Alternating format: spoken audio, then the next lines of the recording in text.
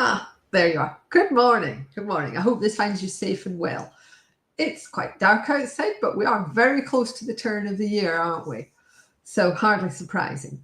Okay, what have I got for you this week? Right. First off, good news for the UK chemical industry. The last ethylene plant at Grangemouth has been saved thanks to an enormous injection of government money.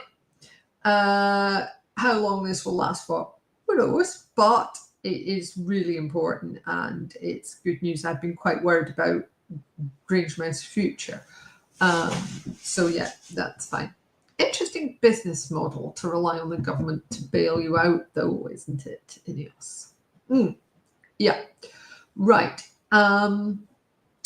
Okay, so what have we got for you in the EU? Well, what we have is something important to do with the deadlines in CLP. Now, as I'm sure you're aware, some of the deadlines in EU-CLP have gone through the stop the clock proposal, and we've actually got a list of the ones that have been altered in this week's newsletter, and I'll put a link to that in a minute. But one of the things that hasn't altered is bringing in the new hazard classes. And a couple of weeks ago at the self-help group meeting, we had a discussion about this because it wasn't really clear what happened with new batches of existing mixtures when they should have the new hazard classifications.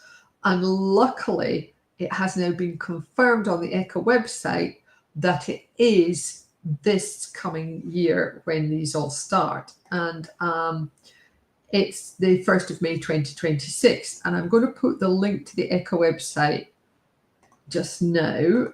So it's new batches of existing mixtures. The deadline for new EU-CLP hazard classes is 1st May 2026. And I'm putting the link in below this video just now, which apparently is the complete opposite of what ECHA had said originally. Nice one. So thanks very much to John O'Dale of New Farm for clarifying that one for all of us. So yeah, they did upgrade the ECHA website. That is the correct information now.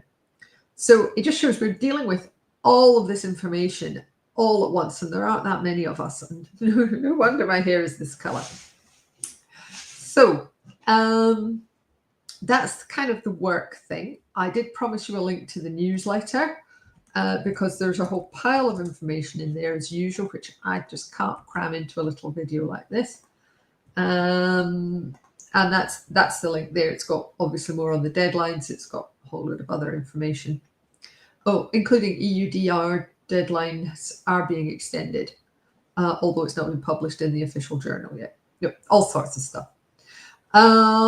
So what have we got for reasons to be cheerful? Well, I've got two things for you.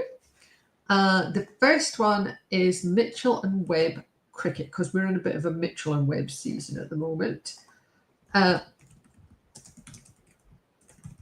If you know anything at all about cricket, this is absolutely hilarious. And it's parodying those, sort of sports hero underdog type things anyway. But if you know anything about cricket, you will be howling with laughter, because I know I was. And the other thing is we've got a Christmas reason to be cheerful, which is Greg Lake, I Believe in Father Christmas. Now, I remember this first time round in 1974 or whenever it came out. So I was fairly small at the time, and it's one of those things that takes me right back, but it's a beautiful song anyway. It might have been later than that, don't quote me on that, but that's it. So that's it for me for this week. Next week, I will be doing a small newsletter and video on Christmas Eve, in case anybody's working late, like what I am. But if I don't see you before then, have a very good one. Yeah, I hope you managed to get a decent rest away from all of the regulatory madness that we seem to be going through at the moment. So thanks ever so much for watching, either live or catch up. I really appreciate it. take care of yourselves and hope to chat to you again next week if we're spared. Bye.